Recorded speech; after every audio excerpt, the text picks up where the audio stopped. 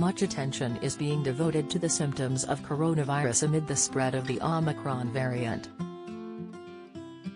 People displaying a new onset cough, high fever and loss of sense of taste or smell should get a PCR test, urged Dr. Nayat on ITV's This Morning.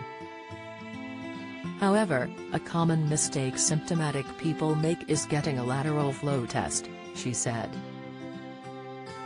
Dr. Nayat explained, if you have no symptoms, 1 in 3 of us walk around with no symptoms, we should be doing lateral flows twice weekly. However, as the doc noted, if you have symptoms and do lateral flow you will get a false reading. She said, if you have symptoms and say, look, I've got symptoms, I will do a lateral flow at home, that will give you a false reading. A PCR test, which is sent off to a lab, will give you a far more accurate reading, the doc added.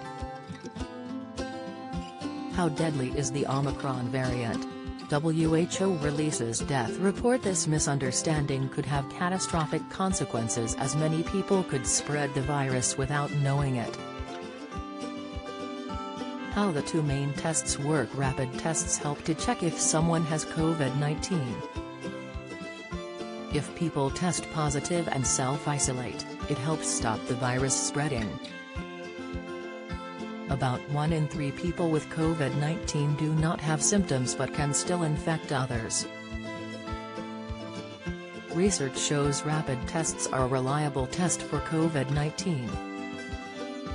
They give a quick result and do not need to be sent to a lab. Dementia, the 60p food shown to double risk of memory decline, incite high cholesterol, warning sign in your eye, may lead to blindness, advice how to live longer, the drink to add disease-free years to your life, tips, if you have symptoms of COVID-19, you need a different test called the PCR test.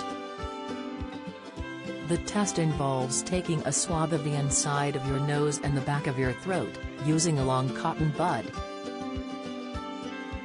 According to the government's website, you can do the swab yourself, if you are age 12 or over, or someone can do it for you. Parents or guardians have to swab test children aged 11 or under, it states.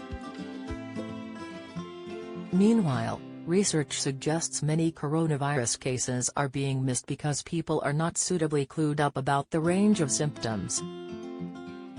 Our research shows there's more to COVID than the 3 classic symptoms, but many people remain unaware of all the symptoms we should be looking out for, said the researchers behind the Zoe COVID Study app, which has been monitoring the impact of the virus. They continue, this leaves people at risk of wrongly believing they have a cold, when in fact they could have COVID.